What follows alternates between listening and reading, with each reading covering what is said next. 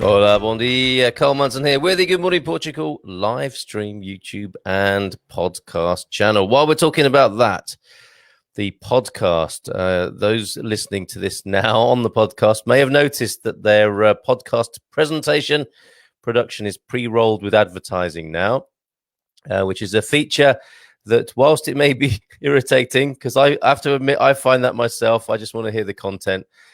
It is a way of course, us monetizing and supporting the endeavor that we have here. So please grin and bear it with the advertising. And I hope it isn't too irritating. And actually, in some ways, and very occasionally, advertising can be useful, can't it? But just letting you know that that's happened as a way of helping support what I do here financially. We are over our 500 subscribers to our YouTube channel as well. So when we get to 1,000 YouTube subscribers, please help me with that. Do subscribe to the YouTube channel as well, and we'll be able to get some income coming in that way. And that's part of a bigger conversation which I want to have with you over the coming days and weeks about how we fund this endeavor, the Good Morning Portugal live stream, YouTube and podcast project. And I want to do that in a way that holds on to our integrity, but puts food on the table for my family as well.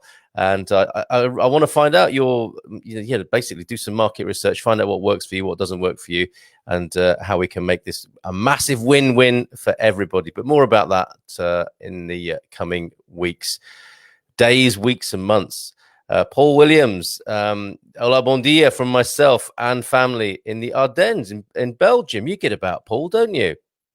And you may well have been one of the very kind contributors after last Friday's mention of coffee, how we, in fact, Americans call it Ko-fi.com. Why would you have a crowdfunding platform based on buying the creator's coffee and then call it Ko-fi.com? Is that some kind of strange Friends style humor? I'm not sure, but I just sound like some old British guy who's got the name wrong of that platform, coffee.com. But Paul, I think you may well have been one of the very kind people who chipped in after my appeal last Friday. And I want to get the balance of that right. I don't want to be constantly begging for money. I just want to make it obvious how you can support the project, and then leave it at that, basically. And I was just taking part in a competition with coffee.com, Ko-fi.com, whatever they call themselves, last Friday. And on the basis of that, some people very kindly sent a few packets of seeds our way. So I'm really grateful to all of you who've done that ever or recently, or are considering doing it in the future. I thank you in advance. Owen Lloyd Martin. And I have said on my screen, haven't I, impressed me with your Portuguese. Que se dia seja cheio de amor and felicidade. So I'm thinking, may this be you might have to translate this for me, Owen. And very good. 10 out of 10 to you. A day of love and happiness to you, perhaps.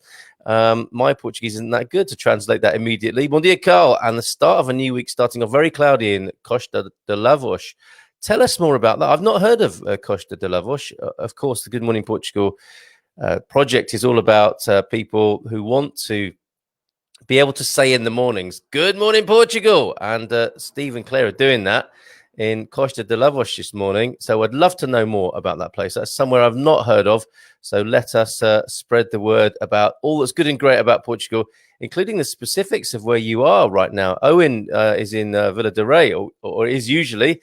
And I know you had a fire there on Saturday. I hope everything's okay over there. It was a pretty grisly weekend, or last few days, as far as fires go. There was a terrible loss of life in Leiria, in the district of Leiria. And of course, that horrible, the rescue centre for cats and dogs, which burnt up, including the animals. So a pretty grisly few days in terms of fire. Keep in touch with what's going on. Stay safe via fogos.pt, fogos.pt, Pete. If you want to keep abreast of fire risk and fires in progress and whether they've been resolved or not, it's a really very good service. Bon dia de Lisboa from Mag Rasmussen, who I believe is fluent in Portuguese and English and a Scandinavian language, if I'm not mistaken, Mag. Clever clogs. May your day be filled with love and happiness. So there you go. There's a little bit of a Portuguese lesson for you. Que ce dia seja cheio De amor e felicidad. What a beautiful sentiment. Lovely. Thank you for that, Owen. May your day be filled with love and happiness. Extending that to everybody listening today. Good morning, Carl, and everyone from a thankfully cooler Castanera de Pera. 40 degrees over the weekend. I passed the end of your road, kind of figuratively speaking, Peter. I drove from where I live here in Korea to Tomar, and I am reminded what a wonderful journey that is. I recommend that to anyone exploring Portugal. You know, some Portuguese people have not been to Tomar even. I discovered this in my time here. You know, even just because people are from Portugal doesn't mean they've been everywhere in Portugal, and I forget that. But any road, I went past the Castanera de Pera turn on my journey from, let's say, one of the great journeys in Portugal. Not that well known is to drive from Coimbra to Tomar, but not on the toll road. Nothing wrong with the toll roads. That, you know, they're a bit pricey, but they are very luxurious. You get it to yourself for kilometers on end. But if you go on the N110 and IC3 roads, you will see beautiful parts of Portugal, including Penela, Rabassal. The forests at Rabassal are like something from Provence. This is Portugal's Provence or Tuscany, the area I'm talking about. You obviously get to start off in Coimbra, which has its many delights that are well documented. But as you go past Condeixa and Conimbriga, where there are incredible Roman museums, or a museum specifically, but like Roman archaeological historical sites, then you get onto the road on the 110. It's just a fabulous taste and flavor of older Portugal, and really the Portugal I think a lot of us come here for. So yeah, do really recommend that. Bon dia from a rare bird here, just swooping in for breakfast, possibly. John Cunningham, bon dia from Foz de Aurelia, beautiful part of the country as well. There aren't many places that aren't, let's face it. And it's so good to celebrate that here on Good Morning Portugal. Good morning to you, John. Thanks for joining us. Bon dia. Hiya, Joe. Good morning from Joe Johnson. Great to have your company. I still have the debris from my wine tasting adventure on Saturday. There's my cartouche. I was setting up this morning thinking, hold on a minute, bottle opener, foil from the top of the bottle. Great evening. Lovely to have your company on Saturday evening. With the Good Morning Portugal Wine Club. We tasted quite an expensive white, and a lot of fun we had too. Got loads of people on a Zoom call and streamed it. So do join us for that. A lot of fun. And here she is, the lady herself, the hiccuping headmistress. Hola, bon dia, Carl. Beautiful and cool in Penela today. Hi, Eloise. You did a great cracking job on Saturday evening. And I think the weather report you give there is a little bit...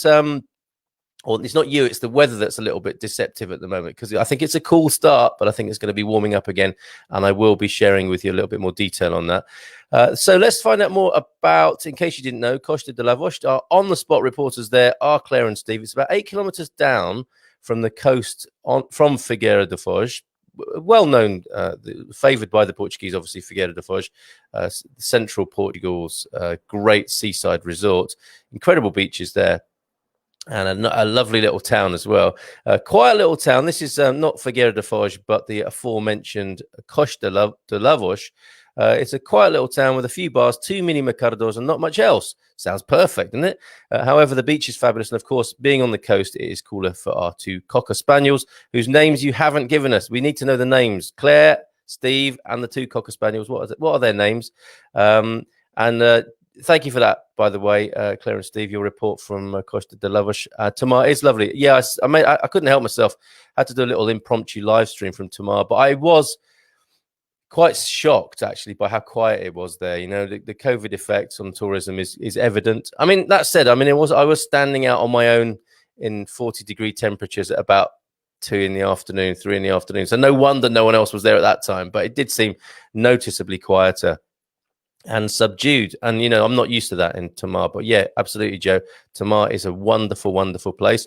Prosecco Peggy is in the house, everybody. Bon dia, Carl, from Peggy Luttrell down there in the Algarve, and Prosecco Peggy, as we affectionately know her. We'd love to see you in our wine club one Saturday evening. We're doing that fortnightly at the moment. I've got plans. I really have got a lot of plans for Good Morning Portugal, maybe extending to a little bit of a Good Evening Portugal vibe. And I think that this is news to you, Eloise. I should have talked to you about this first, but I think we should go weekly with the wine club. We need to talk about that. She might just need to go and open a bottle now to deal with the shock of that. But in some way, I think we need to do a wine feature every week.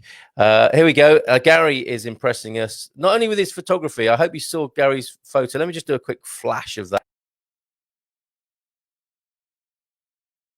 That's Gary's wonderful picture from Alvazra featuring the watchtower there, the fire watchtower, or any kind of incident, I guess you can see from that vantage point across the area there around Alvazra. A beautiful shot taken soon after dawn by the look of it. So thank you for that, Gary. And now he is impressing us with his Portuguese. Bom dia, companheiros do Clube de Vinhos e Turas os Outros. Okay, yeah, so that'll be a hello to my wine club companions and friends, and to all the others as well. Nice one, Gary. Did you put that together yourself, or did you Google translate that? I'm not judging. I mean, it's absolutely fine. But I just wonder, I wonder if your Portuguese is up to just throwing something together like that, which I would be super impressed. Extra points for you there. Waiting for my new kitchen to be delivered today. Wow. That's always an exciting moment, isn't it? So a bit of a remodeling, I think Peggy would refer to it as somebody from America. So the place is being remodeled and the kitchen's being delivered today. So hopefully those delivery promises are all well and good today, and you'll get what you've asked for. Fingers crossed. Boa sorte to you, Peggy. And I'm imagining there will be chilling facilities for your favoured brew in amongst your new kitchen setup. Maybe even an integral wine cellar. Who knows? I don't know. I'm just guessing based on the conversations we've already had. Could be here days or a week even. What's that? The people who are making the kitchen? I guess they could. Yeah, make sure they have beer on arrival or an aguardente. Keep them happy. In UK, I tend to make the workman a cup of tea.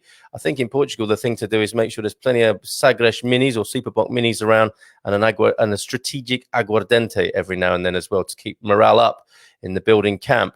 I do that drive regularly near Alvazra. And I didn't mention Alvazra. Cabasso is on the way there as well, isn't it? This N110 IC3 drive.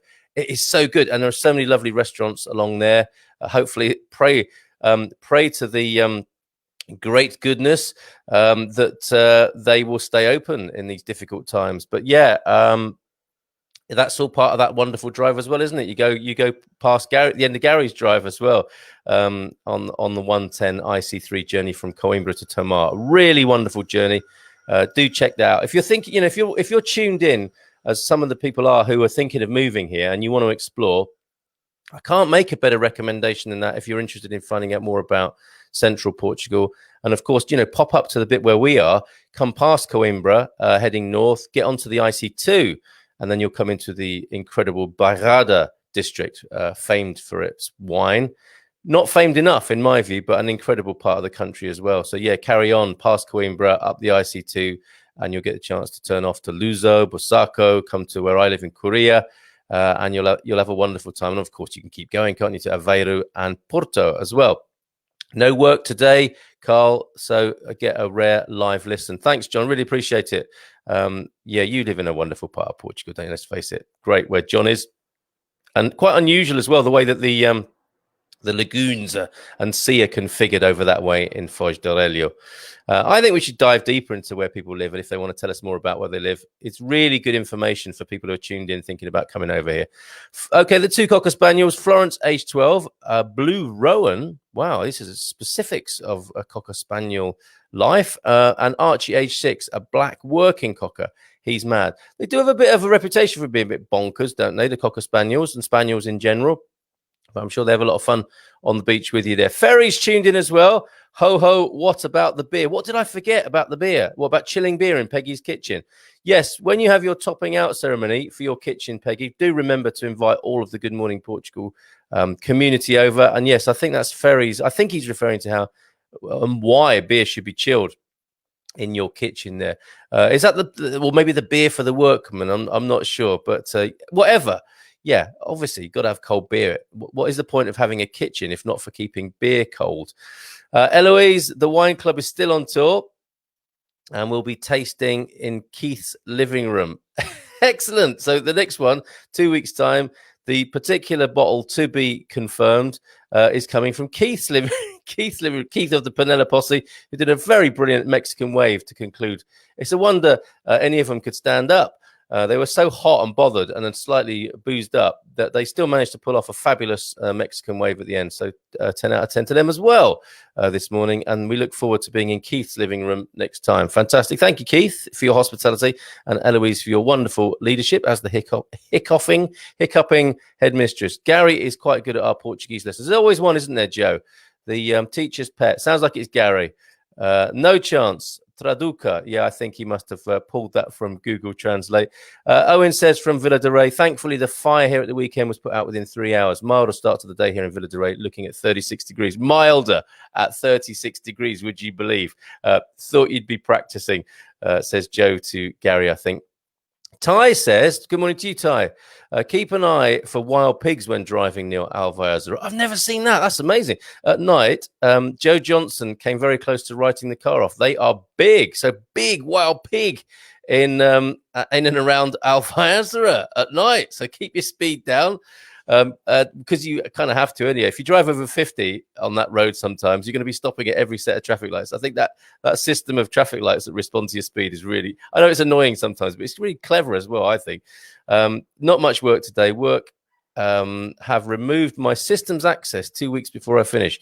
2 weeks gardening leave. That sounds interesting. Okay.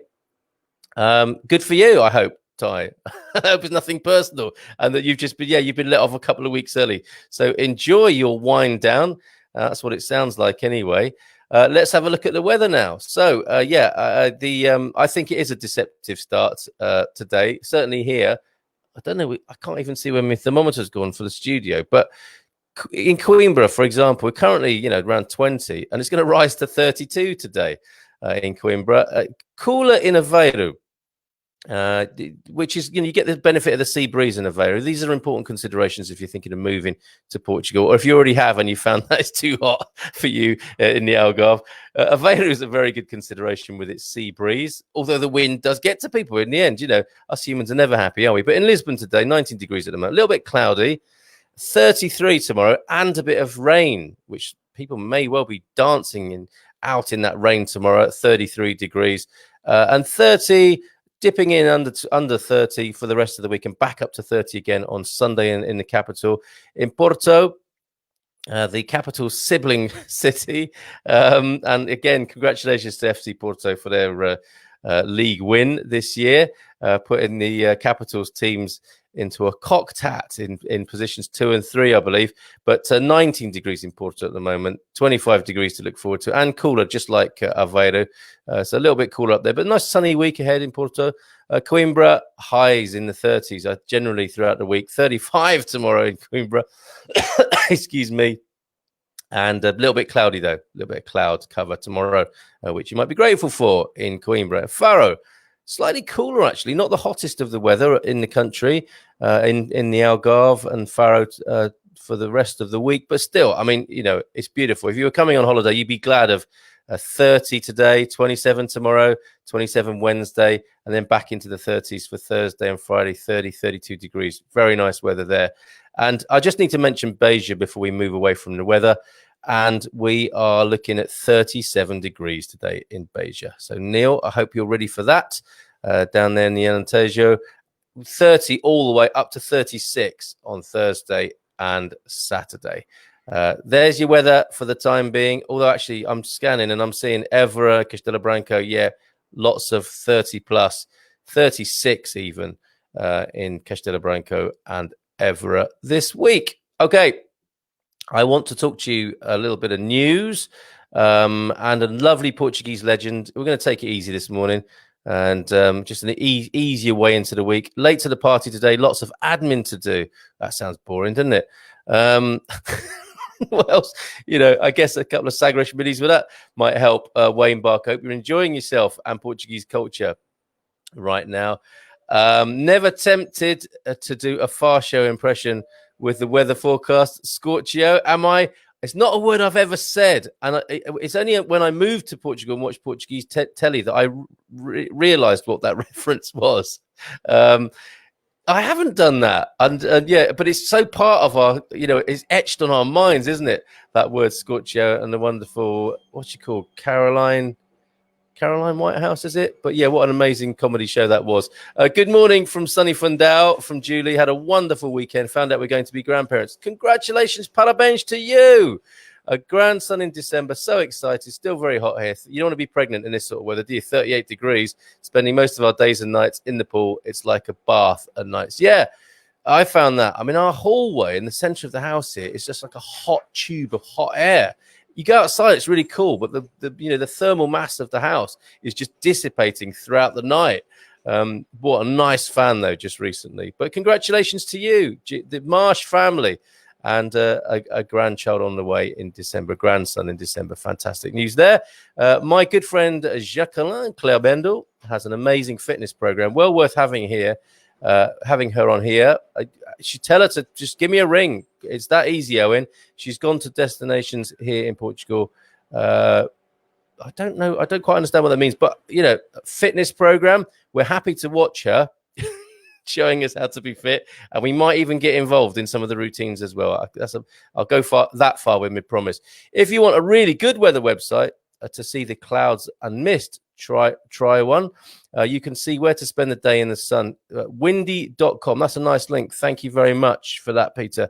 Yeah, I think I do need a more accurate weather forecasting system. Was that a complaint, Peter? Was that a complaint dressed up as a recommendation about my weather forecasting?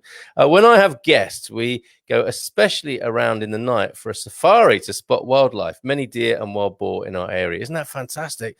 And of course, ferry, if you're on the N110, you can be just turning east, towards the east, to go into the schist villages and the beautiful landscapes of the schist villages. And yeah, you're going to see boar and deer around there, aren't you? But never thought of that.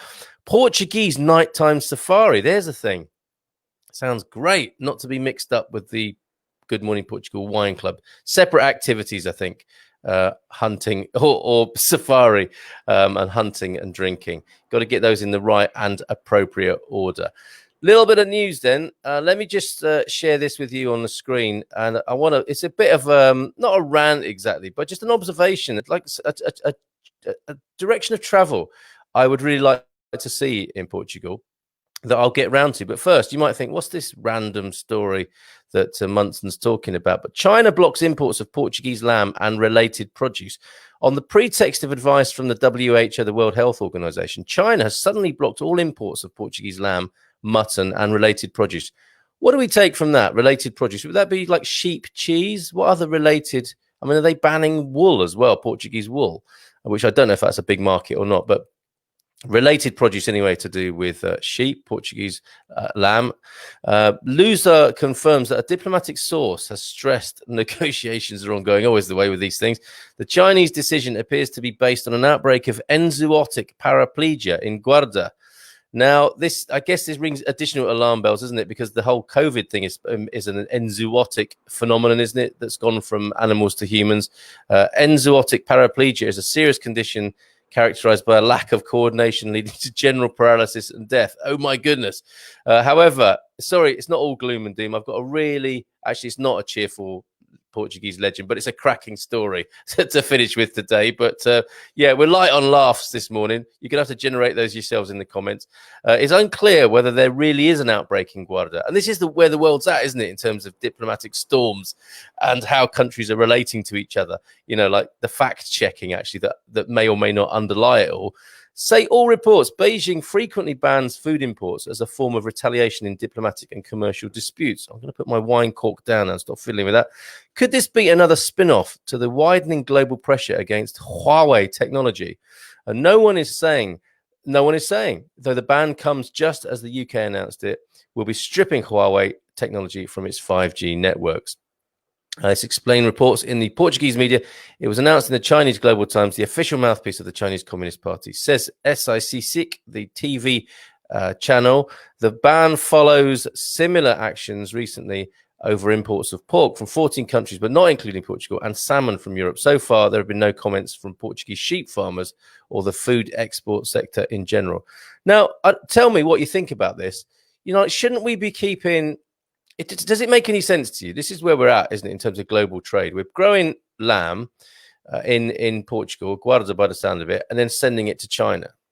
Now, that to me just does, that makes sense in terms of economics and global economics and world trade. But actually, in terms of if you put the planet first, if you put people first, if you put quality of life first, would you not think that it would be better to rear meat for consumption in the country where it's grown? It makes no sense to me. And the point I wanted to make about this is meat welfare, animal welfare, and the meat production in Portugal. Don't get me wrong, I love a tostamista as much as the next Portuguese man, but I do fear that cheap meat here just leads to really horrible meat production, factory farming. So if it's down to the lowest common denominator of cost, which it will be with this, won't it? The Chinese are going to drive a hard bargain, as all countries importing anything will be driving a hard bargain. Money will be the key factor. So who and what is going to suffer when it comes to driving costs down and getting the best bargain with meat production? Well, the animals are going to suffer. Arguably they're going to suffer anyway. But hopefully they just have one bad day rather than a whole bad life, if you see what I mean. And I think we should, in Portugal, I would love to see animal welfare in terms of meat production improved.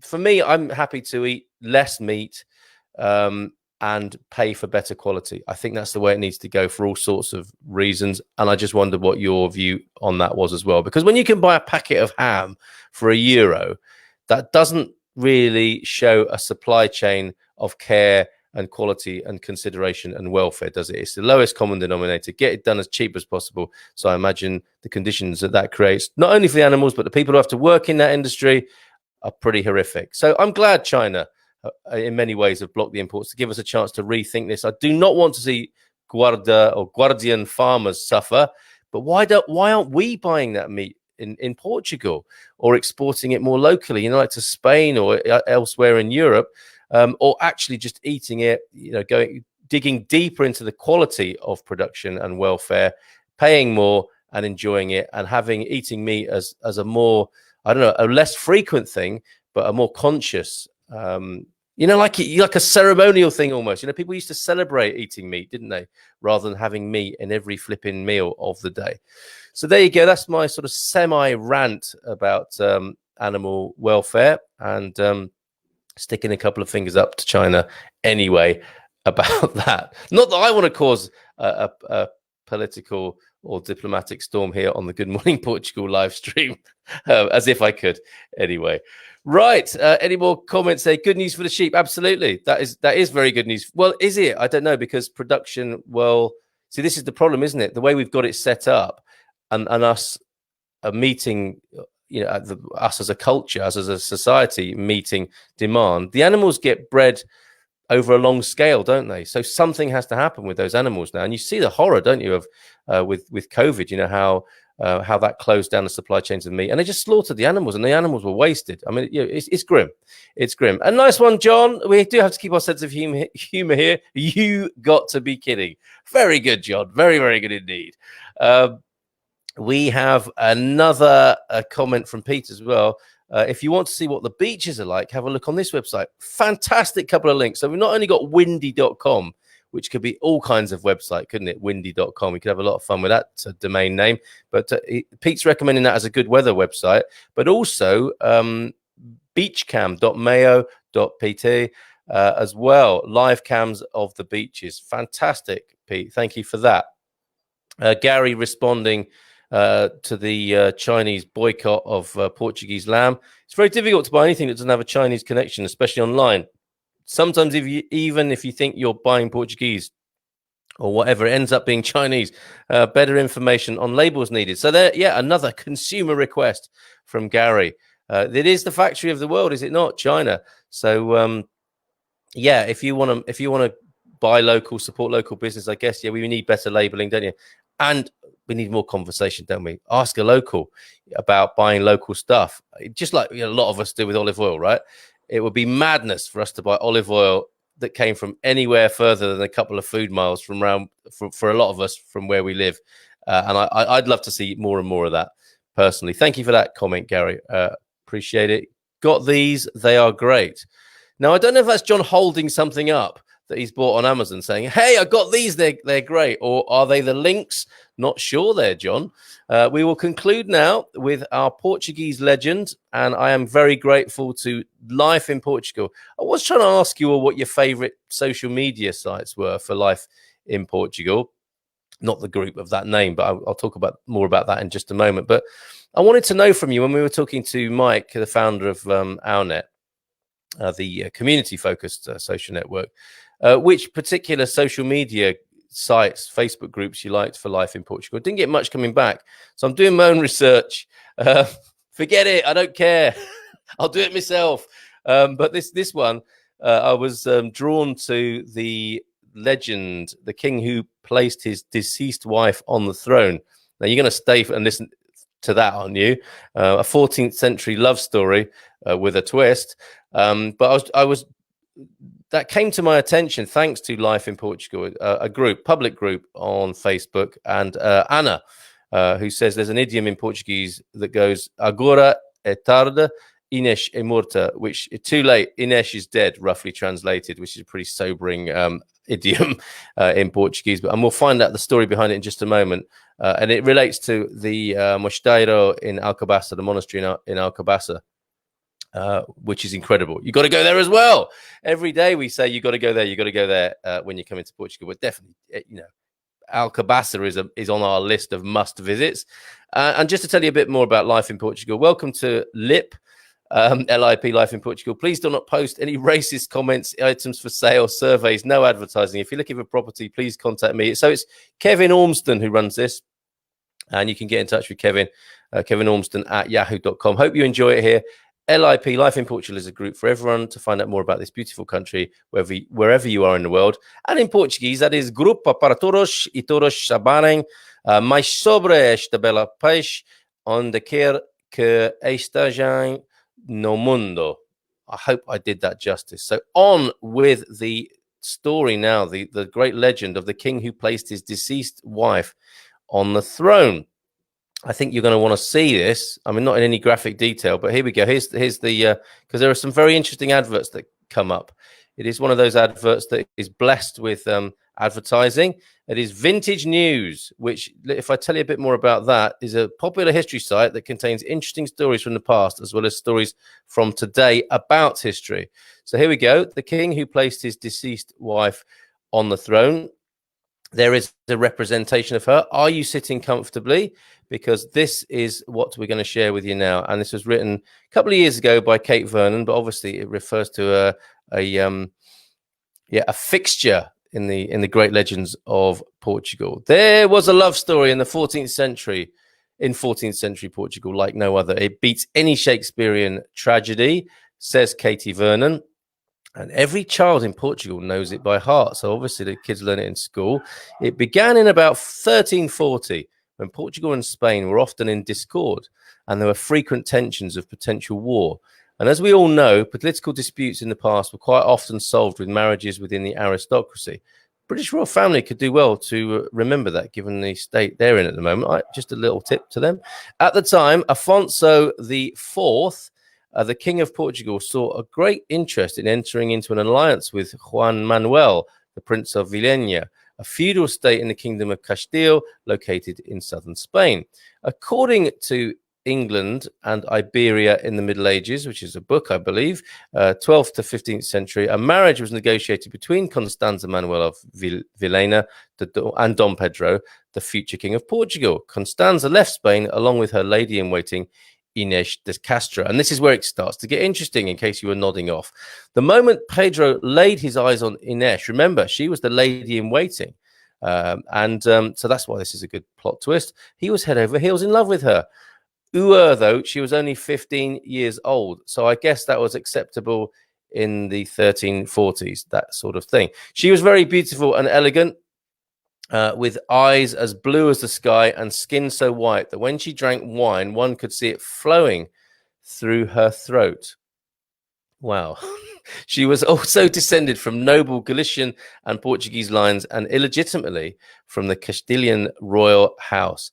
So she was so beautiful and elegant, and eyes as blue as the sky and skin so white that when she drank wine, one could see it flowing through her throat.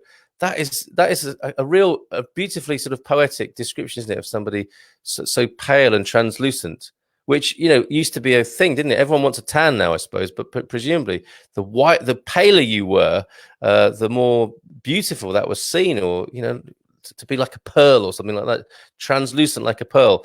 Okay, on with the story. Ines and Pedro began a secret adulterous love affair that became public after the death of Constanza in 1345.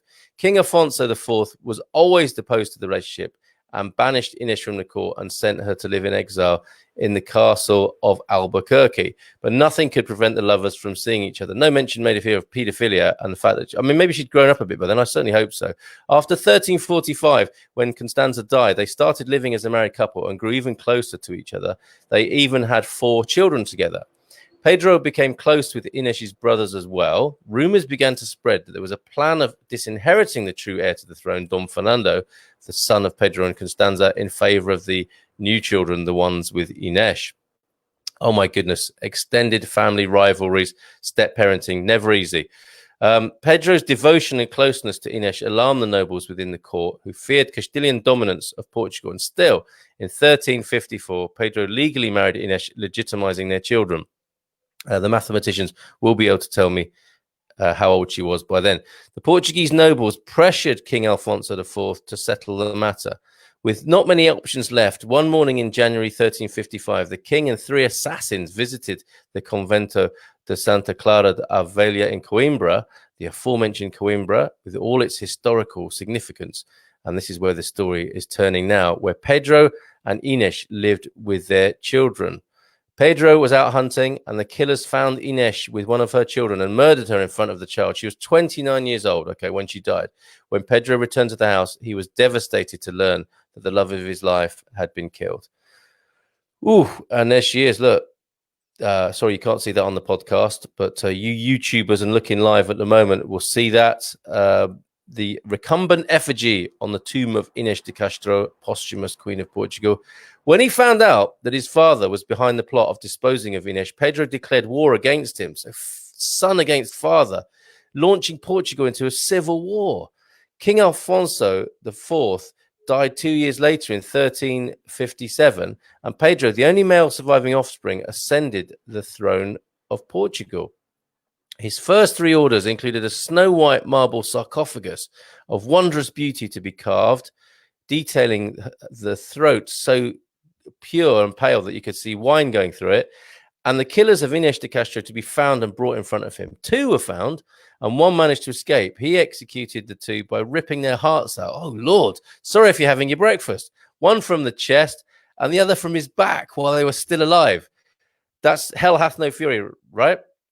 Not like a woman scorn, but a man here in this condition that we find him extraordinary. And you never know, do you, whether that was just, you know, the propaganda of the time to just give you a sense of his rage, or if that actually happened.